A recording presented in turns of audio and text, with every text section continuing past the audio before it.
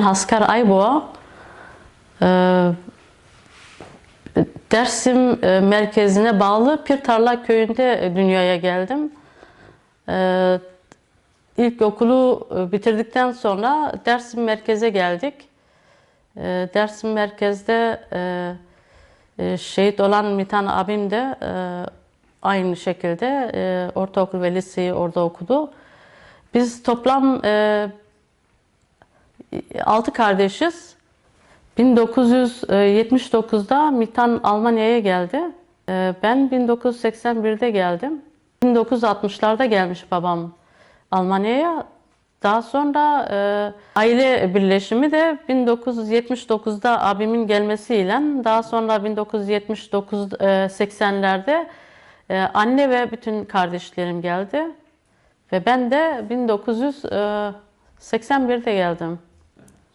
O günden bugüne burada yaşıyorum. 81'de ben gelirken zaten abimi daha da çok yoğun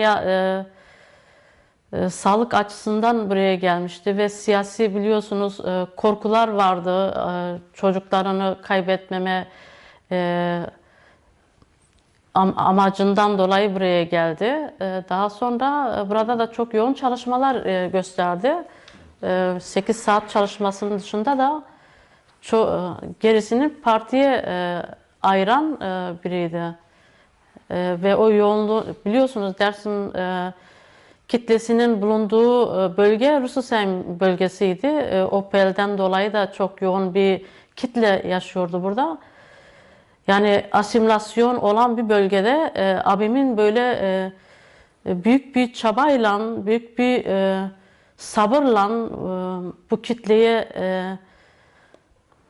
bir şeyler vermesi kolay olmadı. Benim abim canla başla kendi maddi katkılarıyla, kendi fikirleriyle böyle bir Dersimspor'u önce Main kenarında gençlikle beraber oynuyordu. Daha sonra da 1988'de de resmiyete geçti. SV Dersim Verein olarak tüzük hazırlandı ve zaten o hayalleri hep vardı ama burada Rususheim kitlesinin yaşadığı yerde de gençliği yani bir araya getirip bir ortak bir nokta bulup gençleri kültürel bir şeye aşılamak, yanlış şeylere yönelmemeleri için böyle bir aktive, böyle bir eser ortaya koydu. Bu da çok benim açımdan onur verici. Eminim ki bütün Dersimler ve bütün internasyonalist olan halkların çocukları da bu takımda oynuyor ve ben seyrederken de gurur duyuyorum. Dersimspor'u yani abim gittikten sonra bu takımı ileriye getireceklerini umut ediyordu. Çünkü kendi kurmuştu, renklerini de kendisi seçmişti. Biz beraber renkleri yol izine giderken her yerde durdu. Ta Edirne'den Dersim'e kadar. Sonra biz Elazığ'da bulduk bu renk tonlarını, aslan figürünü, dünya topu vardı elinde. Öyle bir fikirle yola çıktı, böyle bir Dersim'i sporu kurdu. Hıdır Cömert, Dersim doğumluyum. 80 cuntasından sonra cezaevinde çıktıktan sonra buraya geldim. Ve burada işte o dönemde sosyal siyasal faaliyetler falan da yürütülüyordu. Böyle bir şey vardı. Ben 83'ten beri işte Rusya'da kalıyorum. Ben Zülfü ile tanışmamı zaten geldikten sonra da çarşıda görüşmüştük, öyle tanıştırdılar. Biz Zülfü'yle aynı zamanda da şeyiz böyle, yakın akraba, yakın şeyler içerisinde tanışıyoruz. Zülfü'yle tabii o dönemlerde mesela böyle politik nedenlerden dolayı halen de o olsa da o dönemde halkın kutusu peki arasında böyle bir soğukluk vardı. Taraftarlar birbirine konuşmuyor, selamlaşmıyorlardı, yan yana gelmiyorlardı. İşte bu insanlar içerisinde de şey veriyor, böyle acı veriyor. Sonra işte Zülfü ile tanıştıkça Zülfü hep spora gidiyordu, spor yapıyordu. Böyle spordan çıktıktan sonra da çarşıda görüşüyorduk. İşte bir süreç içerisinde böyle sıcak duygular geçtikten sonra bana şey anlattı. Dedi benim bir projem var dedi. Dersim spor üzerine böyle bir spor kulübünü kurmak istiyoruz. Bir futbol takım yani oluşturmak istiyoruz. Böyle bir şey düşündüğünü. İşte bu böyle bir iki tane örgüt arasında Halkın Kurtuluş PKK taraftarları arasında böyle bir sıcak dostluk ilişkisi temelinden olsun ve bu insanlar bir araya gelsin. Böyle bir spor takımını kuralım. Spor şeysi ve bu böyle devam etsin yani. Bunun üzerine gerçekten Zülfü'nün o düşüncesi beni de şey etmişti, duygulandırmıştı. Ve bunun bir vesilesi olması için de böyle Zülfü'yle bir araya işte bu kararı verdikten sonra herkes biz mesela ben işte Halkın Kurtuluş taraftarlarının arkadaşlarına sohbet ettim, görüştük, konuştuk, toplantılar yaptık işte böyle. İyi bakan da oldu, iyi bakmayan da oldu ama sonuçta iyi oldu yani. Zülfü de şey etti ve sonuçta işte olan işte Dersim Spor bu şekilde oluştu ve bu şekilde kuruldu ve bunun başını çeken de Zülfü'ydü yani.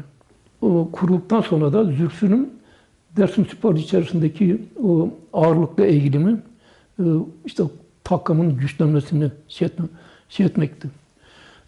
Tabii takım bu kurulduktan sonra da insanlar böyle şey oldular. Birbirlerine güveni arttı.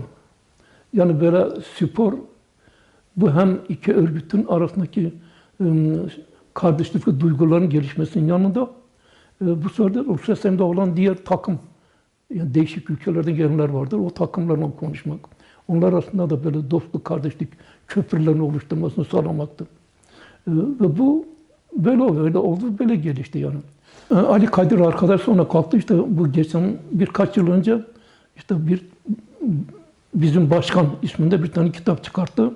İşte bu kitap çıktıktan sonra da ben almıştım, okudum.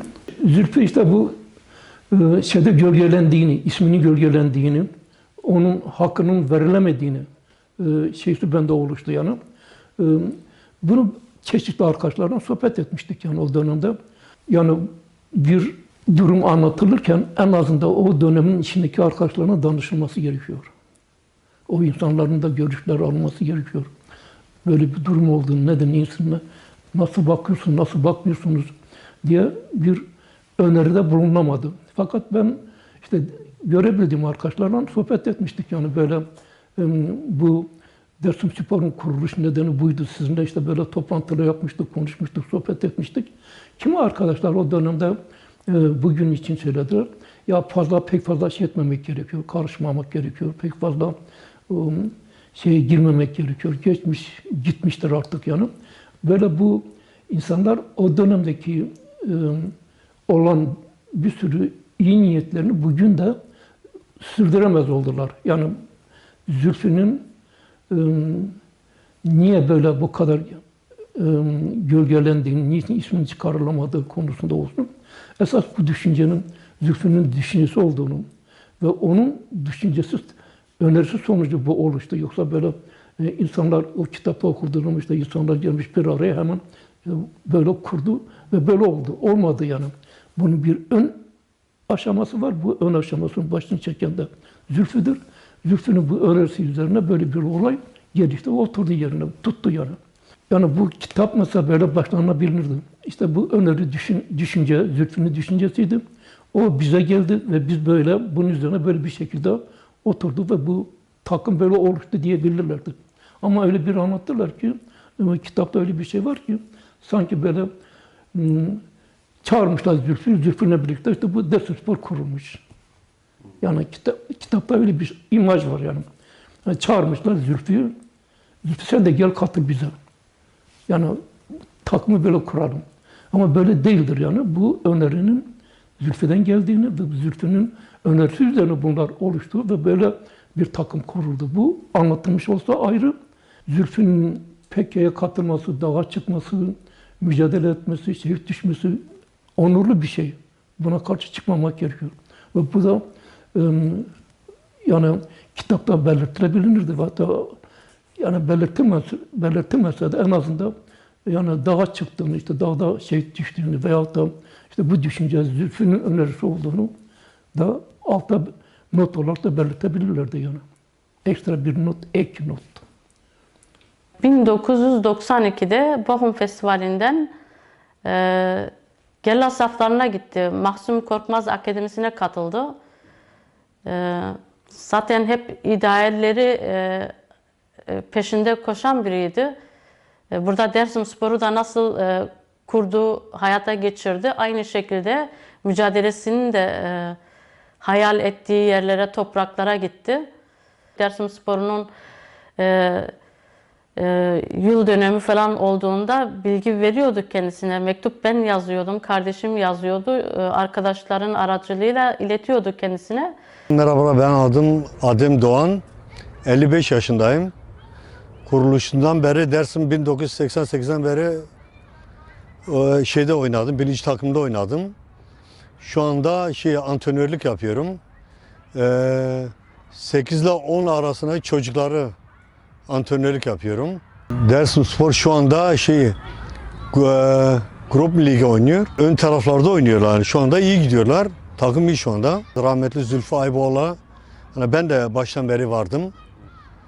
Ben tabii futbolcu olarak oynuyordum yani baştan beri. Her şey daha yeniydi. Heyecan farklıydı. Yani takım yeni kurulmuştu. Doğru düz sahamız yoktu.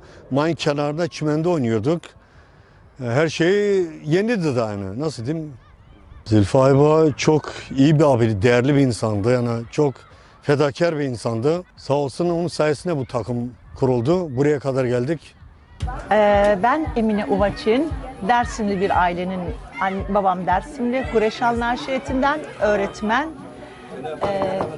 Annem Erzincanlı, Dersim'de doğdum ondan sonra. Rahmetli Zülfü abimizden ilk kurucusu olduğundan falan oradan zaten duyuyordum, böyle toplandığımız zaman anlatıyordu. Bir de böyle hem arkadaşız liseden, böyle duyuyordum falan. Ama böyle hiç gelip izlememiştim, şey yapmamıştım. Daha sonra sağ olsun Ali Kadir Başkanımız son yıllarda Dersim'e daha çok sık gider oldum. Artık Dersim aşkım yeniden büyüdü. Açıkçası şöyle diyeyim, ben evlendikten sonra Dersim'e çok gidemedim. Babam rahmetli olunca gittim. Sonra rahmetli eşimden sonra daha sık sık gitmeye başladım ve tekrar o sevgi, o aşk gelişti Dersim'le ilgili. Burada arkadaşlarla aynı çevredeniz. Hep Dersimspor'a emek veriyorlar, uğraşıyorlar. Bunları diyordum. Yani hiç aklıma gelmedi biz bir şey yapabilir miyiz diye, ama kadın kolları oluştu. Kadın kollarını kurdular ve bizi almak istediklerini söyledi. Ve bu benim için çok güzel, çok mutlu, güzel bir şey oldu. Ben de artık bir şeyler yapabilirim diye düşünüyorum. Çocuklarımı büyüttüm ama başka çocuklar için de elimizden bir şeyler gelirse tabii ki yapmak isterim. 6-7 kişiyiz kadın komitesi olarak. Fakat yeni bir yan grup daha kurduk. Bütün kadınları davet ettik gönüllü olarak. Onlarla iletişim içindeyiz. İşte yapılan şeyleri onlarla paylaşacağız. Bugün de buradaki etkinlikte olacak. İşte müzik aletlerimizi aldık geldik. Belki çocukların öyle bir şeye de ilgisi olur. Yani gençleri bir araya getirmek. Zaten bunu hep duyuyordum da. Hani yaz kış kampları yapmak. Dersim gençlerine, Dersimli gençlere, kız, erkek fark etmiyor. Onları bir araya da toplamak. Sonra ben bu kadın kolları kurulunca şöyle bir düşüncem oldu. Hani buradaki daha küçük çocuklara falan sıkıştıkları yerlerde ders olarak büyük abiler, başarılı olan abiler tarafından Almanca'da Nachhilfe deniliyor. Etüt. Böyle bir şeyler de yapabiliriz dedik. Yani bunları kendi aramızda konuşuyoruz. Bunları yapabiliriz dedik. Etkinlikler. Zaten bilmiyorum, Dersimspor şimdi bir sürü şey yapıyor. Biz de gençleri bir araya getirmek için, anneleri, kadın arkadaşlarımızı bir araya getirmek için, yani çocuklarımız için bir şeyler yapacağız inşallah. Böyle ufak ufak başlayacağız. Bakalım ne olacak, göreceğiz. Açıkçası söyleyeyim, İzmir'deyken hiç haberim yoktu böyle bir şeyde. Yani İzmir'de yaşadım. Biraz kendi çevremden uzak kaldım. Hani eşim Kayseriliydi ama o da tabii emekçi bir ailenin oğlu, yani gene kendi insanımızdı. Yani kendi çevremden uzaktım açıkçası. Yani yıllar sonra biz böyle Kız Meslek Lisesi olarak gruplarımızı, arkadaşlarımızla bir araya geldik. Gruplarımızı kurunca tekrar böyle o sevgi, bağlılık bizim aramızda gelişince, bu arada da tabii Zülfiye ile Haskar aynı zamanda. Haskar arkadaşımla da sohbet edince ailesiyle, ailelerimizden Zülfü abimin de ama abim falan çok iyi tanırlar, biliyorlar. Ben biraz uzak kalmıştım açıkçası. Tabii Zülfü abiyi tekrar rahmetli, mekanı cennet olsun diyeyim artık, toprağı bol olsun. Tekrar bunu duydum. Evet, böyle bir şey kurmuş. Yani bu Avrupa'da güzel bir şey. Yani Dersim gençliği ya da diğer gençlik için güzel bir şey. Hani Dersim'in ayrı bir özelliği var. Hani Dersimliyiz diyoruz ya. Kurucularımız Zülfü abimiz olsun veya ilk kurucu, onları da hep yaşatacağız. Yani bunlar hep bizim için var. Onlar hala içimizde diyeceğiz yani. Onlar bizimle beraber, buna ruh verdiler çünkü. Öyle düşünüyorum. Zaten Ali Kadir Bey de amcaoğlu da aynı zamanda akrabayız. O da hep bahseder, işte Zülfü abiden bahseder, kurulduğu falan. Biz kadın, hatta dün bir böyle bir kahve içtik Kesselbach'ta. Ya dedim, bizim bir öğrenmemiz lazım. Biz nasıl bir grubuz, nasıl bir kadın kolları yapacağız ya da yönetimimiz kimlerle? Bunları arkadaşlar dedi ki dur acele etme, sen hemen koşuyorsun dediler bana. Ağır ağır yaşadıkça öğreneceğiz. Doğru. Hemen her şeyi birden öğrenemeyiz. Ama böyle işte yaşadıkça birbirimizi tanıyacağız. Ben artık bir de 60 yaşına geldim. Bu saatten sonra bir şeyler yapar mıyım diye düşünüyorum ama yaparım. Yani buradaki Dersimli canlarımız gerçekten ilgilensinler, bize de destek versinler. Yani hep beraber kaldıralım, hep beraber şey yapalım. Çocuklarını yönlendirsinler, altyapıları oluşturalım, alt takımları oluşturalım. Gençlerle veya kız çocuklarıyla hiç fark etmiyor. Yani bizimle olsunlar, hep beraber bir şeyler yapalım. Ki eminim güzel şeyler olacaktır. Çünkü bizim insanımız gerçekten duyarlı. Toprağımıza da bağlı insanlarız. Yani sen ben değil. Hani ego yapmadan ne yapabilirsek, ne kadar elimizi taşın altına koyarsak o bizim için büyük bir kazanç olacaktır. Çocuklarımız için büyük bir kazanç olacaktır gerçekten. Zaten böyle çok şeyler duyuyoruz. Hiç bahsetmeyeyim, çok kötü şeyler oluyor. Yani bunları artık biz unutalım. Öyle bir şeyler olmasın hayatımızda. Hep güzelliklerle olsun. Hani çocuklarımızın hep güzel, başarılı şeyler yaptığını duyalım. Hani sanatta olsun, futbolda olsun, bilimde olsun. Yani hep böyle işte Dersimli. Ha, bu bütün insanlar için geçerli. Bütün ülkemizdeki insanlar için de geçerli. Ama biz Dersimli olunca birazcık daha başka oluyor ya. Dersimli toprağım, yani zaten kültürlü bir geçmişimiz var. Kültür olarak gerçekten hani ego yapmıyorum, çok iyi. Bunu daha üst seviyelere taşıyalım. Sevgi, dostluk, barış içinde ama. Yani şimdiye kadar özel davetiye aileye geliyordu. Yıllarca geldi. Hep Dersimspor'un yönetiminden ve biz temsilen, abimi temsilen gidiyorduk orada. Onun onur plakatını veya tişört, Lego tişörtünü aileye takdim ediyorlardı. Fakat bu son 5-6 yıl içerisinde böyle bir şey söz konusu bile değil. Kardeşi olarak ben yaşadığım müddetçe benim abimin hakkını sonuna kadar savunacağım. Benim abim 1992'de özgürlük mücadelesine katıldı ve bir özgürlük savaşçısıydı ve şehit oldu. 1998 yılında Kasım'ın 23'ünde biz 2000 yılında abimin şehadetini duyduk. 2001 yılında DNA testleri 3 yıl bir aramadan sonra kayıp ilanı verdik Cumhuriyet Gazetesi'ne ve daha sonra bir sürü mezarlar açıldı, DNA testleri yapıldı ve sonucunda cenazeyi alabildik ve notları da arkadaşlardan teslim aldık, oranın eyalet sorumlusundan. Notları açtığım zaman çok duygulandım. Yani bir insanın üzerindeki o anda hislerini, duygularını dile getirmesi, o yokluktan varı yaratmak kolay bir şey değil. Hatta bazı notlarında anlatıyor, benim zamanım yok falan kişilere ben selam söylemek istiyorum, yazmak istiyorum fakat zaman yetersizliğinden bunları dile yazamıyorum diyor. herkesi bu mücadele onurlu bir mücadeledir diyor notlarında. Kürt halkı hiçbir şeyden korkmaz. Yani korkmayan bir halktır, cesur bir halktır diyor. Bizler eğer barış sürecini yapıyorsak kimsenin bundan bir kuşkusu veya bizim parti olarak korktuğumuzdan değildir. Biz diplomasi yollarla da bu çözümü yapabiliriz diyor. Abimin şahsında bütün dünya devrim şehitlerini ve Kürdistan şehitlerini saygıyla anıyorum. Mücadelesi önünde saygıyla eğiliyorum. Dersim'deki kitleye de sesleniyorum. Lütfen Dersimspor'a sahip çıkalım. Değerlerimize sahip çıkalım. Okay, ich bin der Manuel Sauerstein, bin der zweite Vorsitzende von SV Dersim und Jugendleiter auch. Hier trainieren wir gerade unsere Jugend. Wir haben eine F-Jugend, E-Jugend, eine D-Jugend, E1, E2, E3 und hoffentlich nächstes Jahr werden wir dann auch eine C-Jugend bekommen. Und also sieht jetzt schon gut aus und wie gesagt, wir sind auf einem guten Weg, gerade in der Jugendarbeit jetzt. Wir haben fast 120 Kinder jetzt, gemischt aus allen Ländern. Und ja, und das ist unsere Arbeit, das bin ich und ja. Şu anda Dersim Spor sahasındayız. Arka tarafta gördüğünüz gibi çocuklarımız işte sahip çıktığımız bu değerler için bugün bu yeşil alanlardayız. Adım Ali Kadir Tanrıverdi.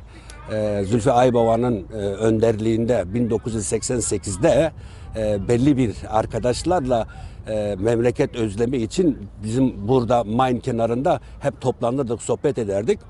Fikir babası olan şehidimiz Zülfü Aybaba, daha sonra Engin Sincar katılımıyla, daha sonra birçok arkadaşın katılımıyla o gün 7 kişilik bir yönetim kuruluyla tüzüğüne göre Alman mahkemelerine başvurduk ve 1988'de 9. ayda Dersimspor'u kurduk. Niye Dersimspor'u kurduk?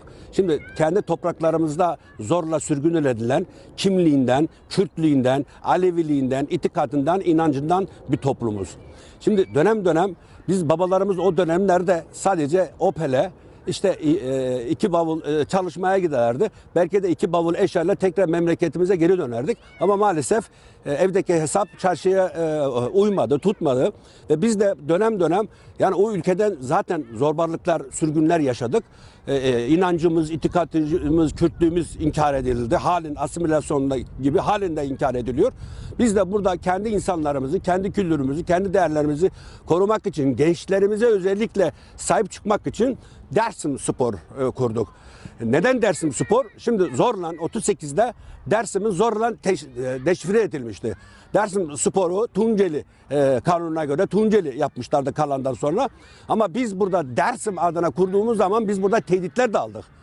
Özellikle konsoloslarda ya da işte maç aldığımız dönemlerde çevremizdeki basın organları Kürt takımı işte 2-0, 3-0 yendik. Biz bu zorlukları yaşadık ama bunun mücadelesini verdik. Daha sonra Zülfü Aybaba arkadaşımız 2-3 yıl hizmetinden sonra aramızdan ayrıldı. Anadolu'ya gitti, toprağa gitti. Orada toplumu için, insanları için mücadele etti. Şehit oldu. Saygıyla anıyorum Zülfü arkadaşı. İyi ki böyle bir miras bize bıraktı. Hatta gittiğinde de aynı şunu söyledi. Ben ülkeye gidiyorum ama bu takımı emanet olarak, miras olarak size bırakıyorum. Takımınıza Dersim Spor'a sahip çıkın. Ve bugün gelen aşamada 38 yıllık bir kurum ve Dersim'den sonra en fazla yoğun yaşadığı bu bölgede bu takım ve bu bölgenin en yüksek takımı. Yani futbol başarısıyla bu takım halen bu kulüplerde örneğin bizim bu Rüsselsheim'de kaldığımız 75 nüfusluk şehirde 16 tane takım var. Biz bu 16 takımlar da bunlar 100 yıllık kulüpler. Ama biz bu kulüplerin 3-4 lig üstünde oynuyoruz. Kendi bölgemiz dediğimizde 100'ün üzerinde takım var. Bunlarla 1-2 takım en üst klas oynuyoruz. Bizim her zaman dediğim gibi meselemiz, özellikle benim meselem, davam 365 gram topun peşinde koşmak değil. burada kültürümüzü asimilasyeye uğrayan, dışlanan, inancından, Kürtlüğünden, itikatından dışlanan bu gençlerimize bugün Almanya'da, Rusya sisteminde nasıl sahip çıkacağız? Ve buradan bu sahip çıkmak tabii bir iki kişiyle yetmiyor arkadaşlar. Burada yoğun Dersim ve Dersim dostları bu bölgede yaşayan herkese çağrımızdır. Gelin bu ismimize sahip çıkalım. Gelin çocuklarımıza sahip çıkalım. Gelin arkada 80'e yakın bugün genç çocuklarımız işte yoksa bunlar kültürümüzü, değerlerimizi bunlara yaşattırmadığımız müddetçe bu kültür, bu itikat, bu inanç kaybolacaktır. O yüzden hepimizde ya da kötü alışkanlıkları yıllardır çevremizde bir sürü gencimiz kötü yollarla hakka yürümüştür ve aramızda şu anda yaşamıyorlar. Ve bu gençlere biz sahip çıkmadık. Şimdi bugününkün anlamı da örneğin bugün burada bir mangal yapılıyor. İşte burada tüm kamuoyuna genci, çocuğu, yaşlısı, kadını bir olup bu Dersimspor bünyesinde toplumumuzu, değerlerimizi, kültürümüzü yaşatmaktır. Bizim derdimiz budur. Bunu da çağrımla 3-5 kişiyle bu iş olmuyor. Herkesin kulübüdür bu Dersimspor. Özellikle herkesin kulübüdür. Herkes gelsin bu spor kulübüne sahip çıksın.